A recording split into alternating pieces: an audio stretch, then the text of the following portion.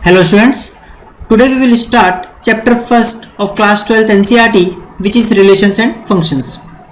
In previous class 11th, we have studied the notions of relations and functions, their domain, codomain, range, etc. And in this chapter, we will study different types of relations and functions, composition of functions, invertible functions and binary operations. Okay इस chapter में हम क्या क्या पढ़ेंगे? Different types of relations पढ़ेंगे, functions पढ़ेंगे, composition of functions पढ़ेंगे, invertible functions पढ़ेंगे और बाइनरी ऑपरेशंस पढ़ेंगे. सबसे पहले हम स्टार्ट करते हैं रिलेशन से. रिलेशन को समझने के लिए हम एक सिंपल सा एग्जांपल ले रहे हैं. लेट अस कंसीडर किसी स्कूल के क्लास 12th के स्टूडेंट्स को हमने बोल दिया सेट ए. इसी तरह से सेम स्कूल के क्लास 11th के स्टूडेंट्स को हमने बोला set B. This is set B and this is set A. Now यहाँ पर हम कुछ एग्जांपल्स देख सकते हैं रिलेशंस के from set A to B. सबसे पहले जो रिलेशन है उसको कैसे डिनोट करते हैं हम? ए कॉमा बी से. ओके यहाँ पे लिखा हुआ A comma B is an element of A cross B where A is brother of B. So A is brother of B, ये क्या डिनोट कर रहा है? यहाँ पे ए और बी के बीच का रिलेशन डिनोट कर रहा है.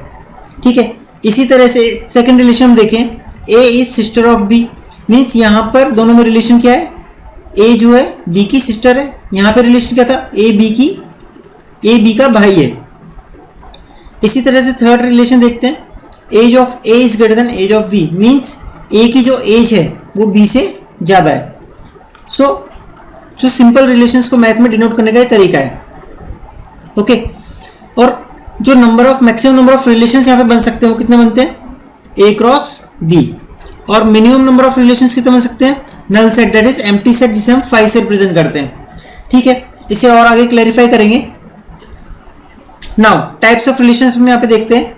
We know that a relation in a set A is a subset of A cross A. जैसा कि अभी हमने बताया कि किसी सेट ए के अंदर मैक्सिमम नंबर ऑफ रिलेशंस कितने बन सकते हैं?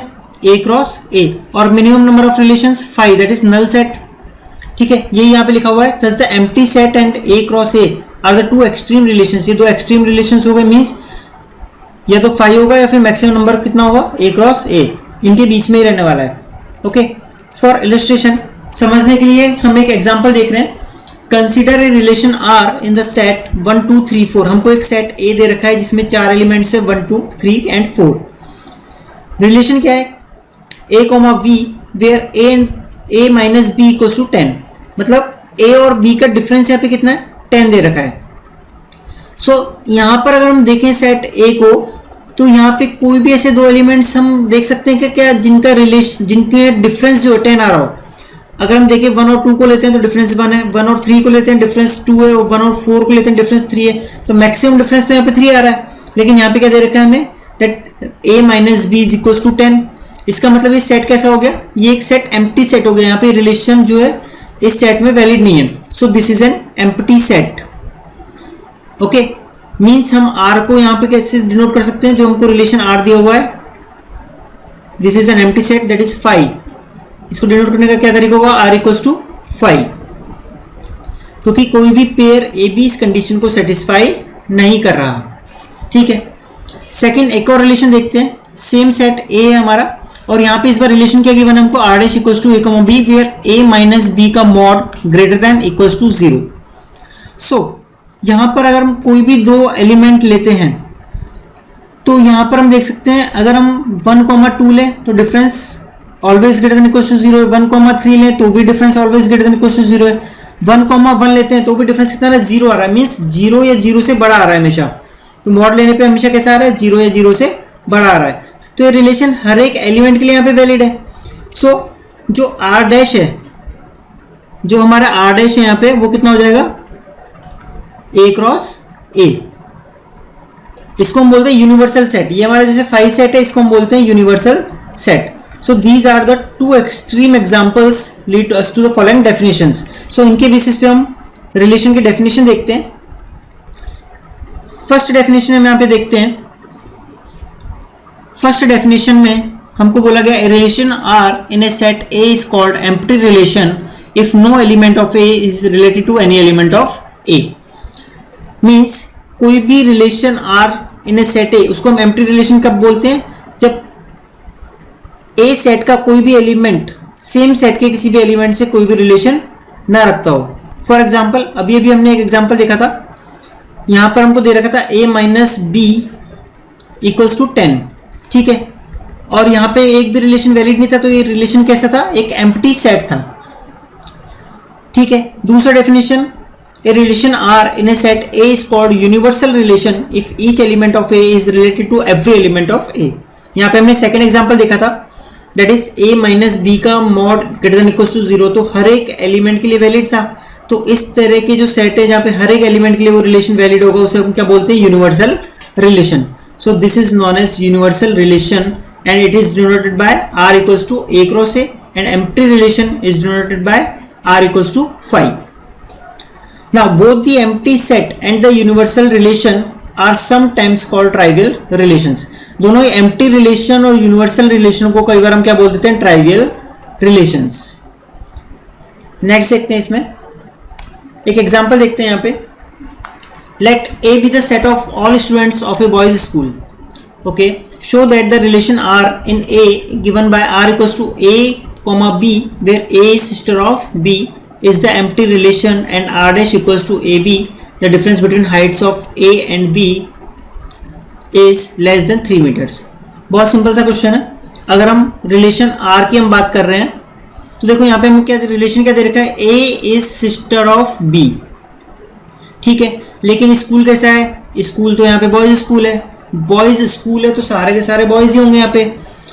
ओके, जब सारे के सारे बॉयज है तो ए बी की सिस्टर कैसे हो सकती है? पॉसिबल नहीं है। सो यहाँ पे हमारा रिलेशन क्या हो जाएगा? r equals to 5, that is it is an empty set और नल सेट, ठीक है।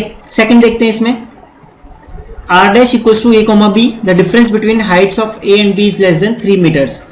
सिंपल सी बात है, कभी भी दो स्टूडेंट्स की अगर हम हाइट का डिफरेंस लेंगे वो हमेशा 3 मीटर से कम ही आएगा, 3 मीटर से ज़्यादा कभी आएगा नहीं, क्योंकि नॉर्मली अगर हम 2 पर्सन्स की बात करते हैं तो 2 पर्सन्स की हाइट का डिफरेंस कभी भी 3 मीटर से ज़्यादा हो ही नहीं सकता, ठीक है। तो ये रिलेशन कैसा हो गया? एक यूनिवर्सल रिलेशन हो गया, that is r dash is equals to a cross a, ठीक है। बहुत सिंपल सा क्वेश्चन था यहाँ पे, क्योंकि यहाँ पे a सिस्टर ऑफ b दे रखा था और सारे के सारे कैसे थे? यहाँ पे बॉयज थे तो सिस्टर पॉसिबल नहीं थी, तो r कितना आ गया? 5 आ गया। इसी तरह से r डैश कितना आ गया? हमारा यूनिवर्सल सेट आ गया, that is a cross a।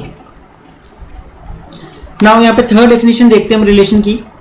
A relation r in a set a is called reflexive if a comma a belongs to r for every a belongings to a। Set a में कोई भी relation r अगर हमको दे रखा है वो relation reflexive कब होगा? अगर हमारा रिलेशन कुछ इस तरह का आ रहा है, that is a comma a जो है हमारा वैलिड रिलेशन वहां पे है, तो वो रिलेशन कैसा होगा? रिफ्लेक्सिव होगा। इसी तरह से वो रिलेशन सिमेट्रिक कब होगा? अगर a1 कॉमा a2 r से बिलोंग करते हैं और यहाँ से हम दूसरा रिलेशन बोल सकें, that is a2 comma a1 belongings to r for all a1 a2 belongings to a। एक यहाँ पे सिंपल सा एग्जांपल लेते हैं, लेट अस कंसीडर हमारे पास कोई दो सर्किल्स हैं C1 एंड C2, या फिर जनरल हमको एक रिलेशन दे रखा है C1 comma C2 where C1 is congruent to C2, C1 is congruent to C2। Now सबसे पहले रिफ्लेक्सिव समझ लेते हैं। रिफ्लेक्सिव कब होता है? If a comma a belongings to r, means अगर हम यहाँ पे रिलेशन को कुछ इस तरह से लिखें C1 कॉमा C1, तो क्या यहाँ पे हम कह सकते हैं that C1 is congruent to C1, C1 is congruent to C1? क्या हम बोल सकते हैं? बिल्कुल हम बोल सकते हैं, क्योंकि कोई भी एक सर्किल खुद से हमेशा कैसा होगा? कॉन्ग्रुएंट ही होगा। इवन किसी भी अगर हम ज्योमेट्रिकल फिगर की बात करें तो वो खुद से तो हमेशा कॉन्ग्रुएंट होता ही है। सो ये रिलेशन हमेशा कैसा होगा? रिफ्लेक्सिव तो होगा ही। नेक्स्ट अगर हम सिमेट्रिक की बात करें यहाँ पे, तो सिमेट्रिक के लिए हमको क्या बोला गया यहाँ पे? If a1 comma a2 belongs to r implies that a2 comma a1, means अगर हमारा C1 कॉमा C2 एक रिलेशन हमको पता है तो क्या हम यहाँ से बोल सकते हैं दैट C2 कॉमा C1 भी एक रिलेशन होगा? बिल्कुल सही बात है, क्योंकि यहाँ पर क्या है? C1 जो है हमारा कॉन्ग्रुएंट है C2 से, तो क्या हम यहाँ पे बोल सकते हैं C2 is congruent to C1? बिल्कुल बोल सकते हैं। क्योंकि अगर C1 C2 दोनों कॉन्ग्रुएंट है तो C2 is congruent to C1 भी तो हम बोल सकते हैं, सिंपल सी बात है बहुत। ओके, तो ये रिलेशन कैसा है, सिमेट्रिक भी है। अच्छा, तो ट्रांजिटिव की बात कर लेते हैं। थर्ड हमको दे रखा transitive, if A1, A2 belongs to R and A2, A3 belongs to R implies that A1, A3 belongs to R for all A1, A2, A3 belongs to A। Means A1, A2 यहाँ पे हम ले लेंगे C1, C2, दो circles हैं where C1 is congruent to C2, C1 is congruent to C2। ठीक है, हमको ये गिवन है। नेक्स्ट अगर हम C2, C3 लेते हैं, दो सर्किल्स अगेन C2, C3, तो यहाँ पे रिलेशन हमको क्या दे रखा है, C1 is congruent to C2, तो यहाँ पे कितना हो जाएगा, C2 is congruent to C3। तो क्या हम यहाँ से बोल सकते हैं कि C1 और C3 भी आपस में कॉन्ग्रुएंट होंगे? क्या हम ये बोल सकते हैं दैट C1, C3 अगर ये रिलेशन है तो क्या ये वैलिड रिलेशन है? क्या C1 और C3 दोनों कॉन्ग्रुएंट है? बिल्कुल है, क्योंकि C1 C2 के कॉन्ग्रुएंट है और C2 किसके कॉन्ग्रुएंट है, C3 के। तो ये दोनों भी बहुत इजीली हम कह सकते हैं कि दोनों कॉन्ग्रुएंट होंगे। Yes, so C1 is congruent to C3, so this is also a valid relation. तो यहाँ पे हम बोल सकते हैं that this relation is transitive, so this is a transitive relation. तो अगर कोई भी रिलेशन रिफ्लेक्सिव भी है, सिमेट्रिक भी है और ट्रांजिटिव भी है, तो उस रिलेशन का बोलते हैं, उस रिलेशन को हम बोलते हैं equivalence relation. This relation also known as equivalence relation. So यहाँ पे एक और डेफिनेशन को दे रखी है, relation R in a set A is said to be an equivalence relation if R is reflexive, symmetric and transitive. अगर हमारा रिलेशन रिफ्लेक्सिव भी है, सिमेट्रिक भी है और ट्रांजिटिव भी है, तो उस रिलेशन को क्या बोलेंगे, इक्विवेलेंस रिलेशन। ओके, नेक्स्ट देखते हैं इसमें। नेक्स्ट यहाँ पे हमें कुछ एग्जांपल्स गिवन है। फर्स्ट एग्जांपल हम देखते हैं, let T be the set of all triangles in a plane with R a relation in T given by R equals to T1, T2। हमको R दे रखा है T1, T2। रिलेशन हमको क्या दे रखा है that T1 is congruent to T2। हम short में लिख रहे हैं यहाँ पे T1 is congruent to T2, हमको यहाँ पे दे रखा है। Show that R is an equivalence relation. तो इक्विवेलेंस रिलेशन के लिए हमको क्या क्या प्रूव करना पड़ेगा, that it is reflexive, it is symmetric and it is transitive. तो सबसे पहले अगर हम बात करें रिफ्लेक्सिव की, तो जैसा कि अभी हमने सर्किल का एग्जांपल लिया था, वैसे हम ट्रायंगल के लिए भी कंसीडर कर सकते हैं। रिफ्लेक्सिवली क्या होना चाहिए, रिफ्लेक्सिव के लिए T1, T1 क्या होना चाहिए, एक वैलिड रिलेशन होना चाहिए। मींस इसका मतलब है कि T1 किससे कॉन्ग्रुएंट होना चाहिए, T1 से कॉन्ग्रुएंट होना चाहिए। और अभी हमने बात की थी कि कोई भी ज्योमेट्रिकल फिगर खुद से हमेशा कॉन्ग्रुएंट ही होता है, तो कोई भी अगर ट्राइंगल है तो वो खुद से तो हमेशा कॉन्ग्रुएंट ही होगा। So it is a reflexive relation. Next में देखते हैं सिमेट्रिक। सिमेट्रिक की अगर हम बात करें यहाँ पे, तो सिमेट्रिक का मतलब क्या है, T1, T2 हमको रिलेशन दे रखा है, तो क्या T2, T1 भी एक रिलेशन होगा? यहाँ पे चेक करते हैं। T1, T2 का मतलब है that T1 is congruent to T2। तो अगर T1 T2 से कॉन्ग्रुएंट है तो T2 भी तो T1 से कॉन्ग्रुएंट होगा। बहुत बेसिक सी बात है, T1 और T2 आपस में कॉन्ग्रुएंट है तो T2 कॉन्ग्रुएंट टू T1 लिखे हम, या T1 कॉन्ग्रुएंट टू T2 लिखे, बात वही है। सो यस, T2, T1 भी यहाँ पे क्या एक वैलिड रिलेशन है, तो it is a symmetric relation also. Last one is transitive. Transitive relation हम चेक करते हैं यहाँ पे। ट्रांजिटिव के लिए क्या होगा यहाँ पे, इफ T1, T2 हमारे पास एक रिलेशन है where T1 is congruent to T2। ठीक है, इसी तरह से अगर हमारे पास एक रिलेशन है T2, T3 में where T2 is congruent to T3, तो क्या हम यहां से बोल सकते हैं that T1 is congruent to T3? क्या हम T1 और T3 में यहाँ पे रिलेशन बता सकते हैं? यस, T1 अगर T2 से कॉन्ग्रुएंट है और T2 अगर T3 से कॉन्ग्रुएंट है तो क्लियरली T1 और T3 भी आपस में कॉन्ग्रुएंट होंगे। तो यस, यहाँ पे T1, T3 भी रिलेशन वैलिड होगा। इसका मतलब क्या है, that T1 is congruent to T3। So yes, it is a transitive relation. सो ये रिलेशन हमारा कैसा है, रिफ्लेक्सिव भी है, सिमेट्रिक भी है और ट्रांजिटिव भी है। सो हम बोल सकते हैं that it is an equivalence relation. So this is an equivalence relation. Clear. Next example देखते हैं यहाँ पे। Let L be the set of all lines in a plane and R be the relation in L defined as R equals to L1, L2 where L1 is perpendicular to L2. Show that R is symmetric but neither reflexive nor transitive. ठीक है, हमें relation क्या given है यहाँ पे? हमें relation given है that R is equals to L1, L2 और L1 और L2 में रिलेशन क्या गिवन है? L1 is perpendicular to L2 means दोनों लाइंस आपस में परपेंडिकुलर है। एक बार फिगर ड्रॉ कर लेते हैं और ज्यादा क्लियर हो जाएगा। So let us suppose this is line L1 and this is line L2 and both lines are perpendicular to each other. ये रिलेशन हमको यहाँ पे गिवन है। नाउ सबसे पहले अगर हम बात करें रिफ्लेक्सिव की, अगर हम रिफ्लेक्सिव की बात करें तो क्या हम ये रिलेशन लिख सकते हैं दैट L1, L1, क्या ये रिलेशन वैलिड होगा? इस रिलेशन का मतलब क्या है that L1 is perpendicular to L1। लेकिन क्या ये पॉसिबल है? बिल्कुल नहीं है, क्योंकि कोई लाइन खुद से कभी परपेंडिकुलर कैसे हो सकती है? अगर हम यहाँ पे L1 को देखें तो वो खुद से परपेंडिकुलर नहीं है, इवन वो खुद से कोइंसिडेंट लाइन होगी या फिर पैरेलल लाइन बोल सकते हैं।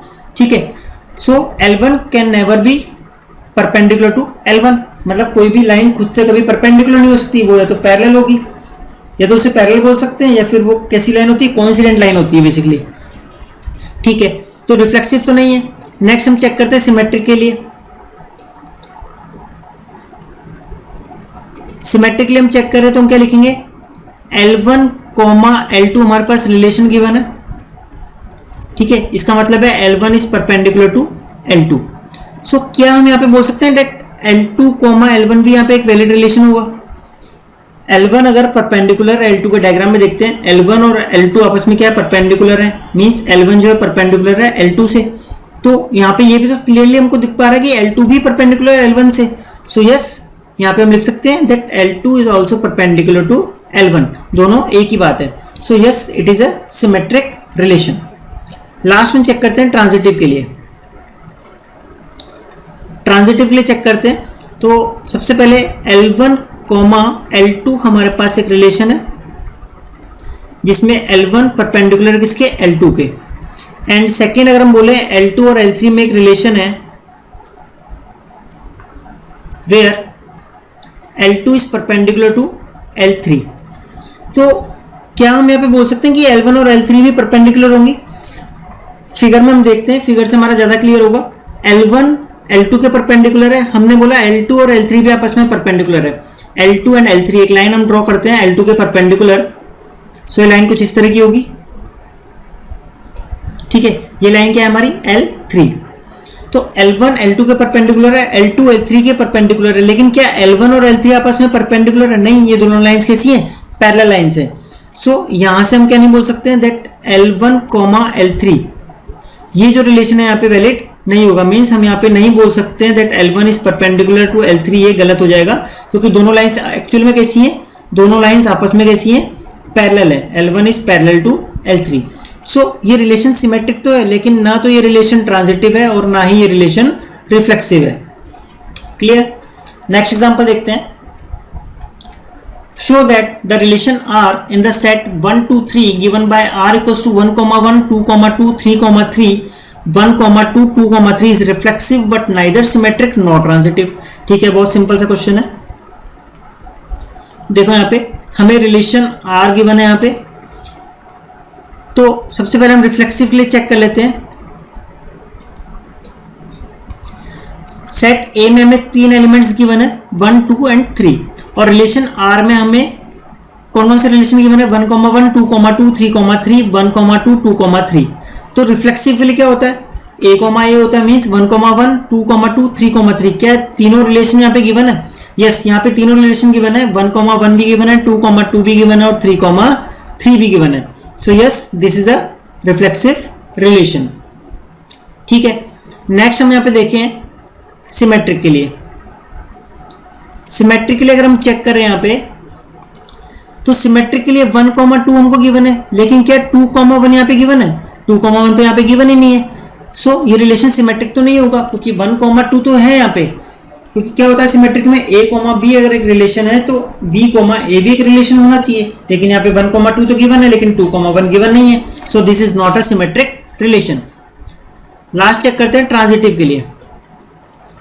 ट्रांजिटिव अगर रिलेशन की हम बात करें तो ट्रांजिटिव के लिए क्या होता है, अगर 1 2 से रिलेट कर रहा है और 2 3 से रिलेट कर रहा है तो 1 और 3 को भी आपस में रिलेट होना चाहिए। तो हमें यहाँ पे 1 कोमा 2 गिवन है, 2 कोमा 3 गिवन है, लेकिन 1 कोमा 3 आपस में गिवन नहीं है, means this relation is not transitive, तो ये रिलेशन ट्रांजिटिव भी नहीं होगा। So this is only a reflexive relation. Next check करते हैं। Next example is show that the relation R in the set Z of integers given by R equals to a comma b 2 divides a minus b is an equivalence relation। ठीक है, ये भी easy question है। सबसे पहले equivalence relation check करना है तो हम क्या क्या चेक करेंगे, हम चेक करेंगे रिफ्लेक्सिव के लिए, ठीक है, हम चेक करेंगे यहाँ पे सिमेट्रिक के लिए, और हम चेक करेंगे ट्रांजिटिव के लिए। सबसे पहले रिफ्लेक्सिव की अगर हम बात करें तो यहां पर जो रिलेशन हमको गिवन है वो क्या है, a comma b where 2 divides a minus b। ठीक है, तो रिफ्लेक्सिव के लिए क्या होगा, a कॉमा a लिखेंगे हम, और इसका मतलब क्या होना चाहिए, 2 डिवाइड्स a माइनस a। ये मतलब होगा क्योंकि यहाँ पे क्या गिवन है, a और b में रिलेशन गिवन है where 2 divides a minus b। अगर हमने रिलेशन a कोमा a लिया है तो इसका मतलब क्या होगा, 2 डिवाइड्स a माइनस a। तो क्या ये रिलेशन हमने सही लिखा है। अब a माइनस a अगर हम बोले तो a माइनस a क्या होगा, 0 होगा, और 0 क्या 2 से डिविजिबल है, बिल्कुल 0 डिवाइड बाय 2 कितना होता है, 0 होता है। So yes this is a reflexive relation. Next यहाँ पे सिमेट्रिक के लिए चेक करते हैं। तो सिमेट्रिक पे चेक करने के लिए सबसे पहले देखते हैं a कॉमा b अगर हमारे पास एक रिलेशन है where 2 divides a minus b, तो क्या यहाँ पे एक रिलेशन हम ऐसा बोल सकते हैं दैट b कोमा a भी एक रिलेशन होगा where 2 divides b minus a। क्या ये रिलेशन हमने सही लिखा है, चेक करते हैं। नाउ रिलेशन क्या है, 2 डिवाइड्स a माइनस b, मतलब 2 जो है a माइनस b को डिवाइड कर रहा है, तो क्या 2 b माइनस a को भी डिवाइड करेगा, बिल्कुल करेगा। Late us suppose a minus b हमारे पास क्या है, a माइनस b को हम कुछ देर के लिए 4 मान लेते हैं, ठीक है, तो b माइनस a क्या हो जाएगा, b माइनस a क्या हो जाएगा, -4 हो जाएगा। तो 4 अगर 2 से डिविजिबल है तो -4 भी तो 2 से डिविजिबल है। So yes this relation is symmetric relation, क्योंकि अगर 2 a माइनस b को डिवाइड कर रहा है तो 2 जो है b माइनस a को भी डिवाइड करेगा। लास्ट वन ट्रांजिटिव के लिए चेक करते हैं। a कॉमा b हमारे पास रिलेशन है, ठीक है, इसका मतलब है 2 डिवाइड्स a माइनस b, और अगर हमारे पास एक रिलेशन है b कॉमा c तो इसका मतलब क्या होगा, that 2 divides b minus c। सो क्या हम a और c में एक रिलेशन बोल सकते हैं where 2 divides a minus c, क्या हम यहाँ पे रिलेशन बोल सकते हैं, चेक करते हैं। देखो a माइनस c की अगर हम बात करें तो सबसे पहले a माइनस सी को हम चेक करते हैं। a माइनस सी को हम क्या लिख सकते हैं, a माइनस सी को हम लिख सकते हैं a minus B plus b minus C. हमने क्या किया, a माइनस सी को लिख दिया a minus B plus b minus C, ठीक है। नाउ अब ये हमको पता है कि 2 डिवाइड्स a माइनस बी को 2 डिवाइड कर रहा है, मतलब a माइनस बी कैसा है, एक इवन नंबर है। सिमिलरली b माइनस सी को भी 2 डिवाइड कर रहा है, मतलब b माइनस सी भी कैसा है, इवन नंबर है। तो इवन प्लस इवन क्या होगा, इवन होगा, मतलब a माइनस सी कैसा है, एक इवन नंबर है। a माइनस सी कैसा आ गया, एक इवन नंबर आ गया। तो इवन नंबर हमेशा 2 से डिविजिबल है क्लियरली, तो हम बोल सकते हैं यहाँ पे दैट 2 डिवाइड्स a माइनस सी बिल्कुल सही रिलेशन है, मीन्स ये रिलेशन कैसा है, ट्रांजिटिव भी है। सो जो गिवन रिलेशन है वो रिफ्लेक्सिव भी है, सिमेट्रिक भी है और ट्रांजिटिव भी है। So given relation is an equivalence relation. So हमारे यहाँ पे प्रूव हुआ that it is an equivalence relation.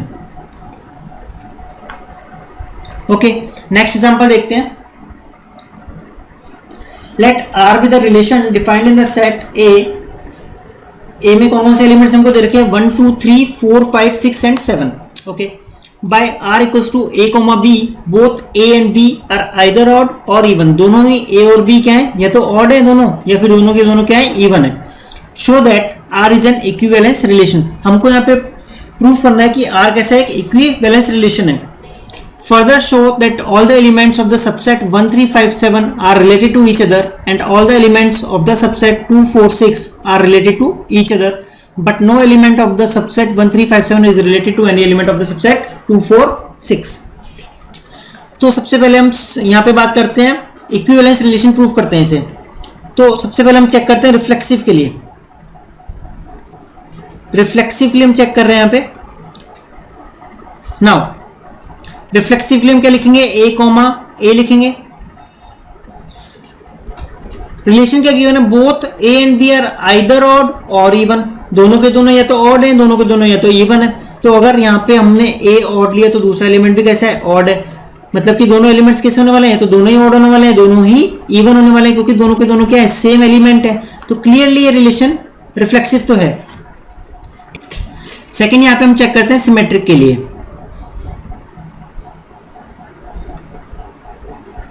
सो अगर a कॉमा बी हमारे पास एक रिलेशन है where both a and b are either odd और इवन, तो क्या हम एक रिलेशन लिख सकते हैं b कॉमा a करके. देखते हैं. लेट अस सपोज हमने मान लिया कि a हमारा कैसा है, ऑड है. तो अगर a हमारा ऑड होगा तो रिलेशन कब वैलिड होगा, जब b भी कैसा होगा, ऑड होगा. ठीक है, क्योंकि दोनों के दोनों कैसे हैं, दोनों के दोनों या तो ऑड है, दोनों के दोनों या तो इवन है. तो अगर a को हम ऑड मान रहे हैं तो b कैसा होगा, ऑड होगा. ठीक है, और अगर b ऑड है तो यहाँ पे रिलेशन क्या लिखा है, b कॉमा a. इसका मतलब क्या है, b अगर ऑड है तो a भी कैसा होगा, ऑड होगा ही होगा. ठीक है, तो यहाँ पे हमने क्या माना था, a ऑड है तो b भी ऑड है, तो यहाँ पे b ऑड है तो a भी कैसा है, ऑड है.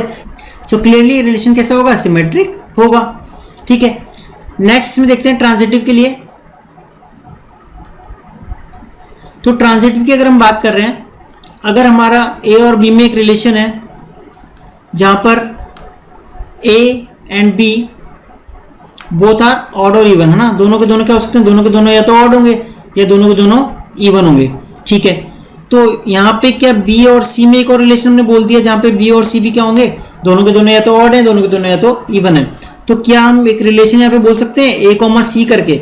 चेक करते हैं. लेट अस सपोज इस बार हमने मान लिया कि a कैसा है, हमारा इवन नंबर है. इस बार हमने बोल दिया that a is an even number. तो अगर a इवन है तो रिलेशन कब वैलिड होगा, जब b कैसा है, इवन होगा. ठीक है, तो अगर a इवन है तो b भी कैसा होगा, इवन होगा. नाउ यहाँ पर b कैसा हो गया, b कैसा हो गया, इवन नंबर, क्योंकि हमारा आ चुका है b कैसा है, इवन नंबर है. तो b इवन है तो c भी कैसा होगा, इवन ही होगा अगेन. सो अगर a इवन है तो c भी कैसा आ गया, हमारा इवन आ गया. तो a और c में भी रिलेशन कैसा हो गया, वैलिड हो गया. ये रिलेशन वैलिड हो गया. इसका मतलब क्या है, that this relation is transitive. Transitive का मतलब ये रिलेशन कैसा हो गया, ये रिलेशन पूरा रिफ्लेक्सिव भी है, सिमेट्रिक भी है और ट्रांजिटिव भी है. इसका मतलब ये रिलेशन कैसा है, this given relation is an equivalence relation. ठीक है, नेक्स्ट इसमें देखते हैं. Further show that all the elements of the subset 1 3 5 7 are related to each other. ठीक है, सबसे पहले हमको चेक करना 1 3 5 7 सेट के लिए. 1 3 5 7 रिलेशन सेम है हमारे पास. Both A and B are either odd और इवन. दोनों के दोनों या तो ऑड होने चाहिए, दोनों के दोनों या तो इवन होने चाहिए. क्लियरली हमारे पास ये चारों एलिमेंट्स कैसे हैं, चारों ही एलिमेंट्स ऑड है. चारों एलिमेंट्स ऑड है तो क्लियरली ये रिलेशन रिफ्लेक्सिव भी होगा, सिमेट्रिक भी होगा और ट्रांजिटिव भी होगा. क्योंकि हमने पहले भी ऑड का एग्जांपल लेके देखा था. ये रिलेशन कैसा आ रहा था, सिमेट्रिक भी आ रहा था, ट्रांजिटिव भी आ रहा था और रिफ्लेक्सिव तो है ही. तो चारों एलिमेंट्स सेम है तो क्लियरली ये रिलेशन कैसा है, इक्विवेलेंस रिलेशन होगा. ठीक है, तो यहाँ पे हम बोल सकते हैं that all the elements of the subset 1 3 5 7 are related to each other. Similarly second set हमको दे रखा है 2 4 6. 2 4 6 में सारे के सारे एलिमेंट्स कैसे हैं, इसमें सभी एलिमेंट्स कैसे हैं, इवन है. सभी एलिमेंट्स इसमें कैसे हैं, इवन है. सारे एलिमेंट्स इवन है मीन्स अगेन ये रिलेशन जो बनेंगे इनमें वो रिफ्लेक्सिव भी होंगे, सिमेट्रिक भी होंगे, ट्रांजिटिव भी होंगे. सो सारे के सारे एलिमेंट्स जो है आपस में एक दूसरे से रिलेट कर रहे हैं. नाउ लास्ट में हमको बोला गया but no element of the subset 1 3 5 7 is related to any element of the subset 2 4 6. Now अगर इन दोनों सेट की आपस में बात करें हम तो ये तो पूरा कैसा है, ये तो पूरा का पूरा ऑड सेट है. और ये कैसा सेट है, इवन नंबर्स का सेट है। तो मान लेते हैं हमने पहले वाले सेट से कोई भी एक नंबर ले लिया, लेट अस सपोज 3 ले लिया, और सेकंड वाले सेट से हमने कोई भी एक नंबर ले लिया, लेट अस सपोज 4 ले लिया हमने। तो अब ये रिलेशन कैसा होगा, इनमें क्या ये रिलेशन वैलिड होगा? बिल्कुल नहीं हो सकता, क्योंकि अगर हम बोलते हैं रिफ्लेक्सिव रिलेशन के लिए बात करते हैं, तो रिफ्लेक्सिव का मतलब होता है कि 3 और 4 दोनों ही क्या होने चाहिए, यहाँ पे दोनों या तो ऑड हो, दोनों या तो इवन हो, लेकिन यहाँ पे एक तो ऑड हो गया, एक इवन हो गया। सो रिफ्लेक्सिव तो नहीं है रिलेशन, ठीक है, रिफ्लेक्सिव नहीं है। नाउ सिमेट्रिक की अगर हम बात करें, 3,4 अगर वैलिड है तो क्या 4,3 वैलिड है? पहली बात तो 3,4 ही वैलिड नहीं है, तो 4,3 तो वैलिड हो ही नहीं सकता, तो रिलेशन सिमेट्रिक भी नहीं होगा। और इसी तरह से रिलेशन ट्रांजिटिव भी नहीं होगा, क्योंकि दोनों ही एलिमेंट्स डिफरेंट है, एक ऑड है एक इवन है। तो यहाँ पे हम बोल सकते हैं no element of the subset 1 3 5 7 is related to any element of the subset 2 4 6, मतलब इस सेट का कोई भी एलिमेंट इस सेट की किसी भी एलिमेंट से रिलेट नहीं कर रहा। ओके, सो ये तो हमारा था basic introduction of relations. Next हम इसमें कुछ और एग्जांपल्स देखेंगे बेस्ड ऑन रिलेशंस।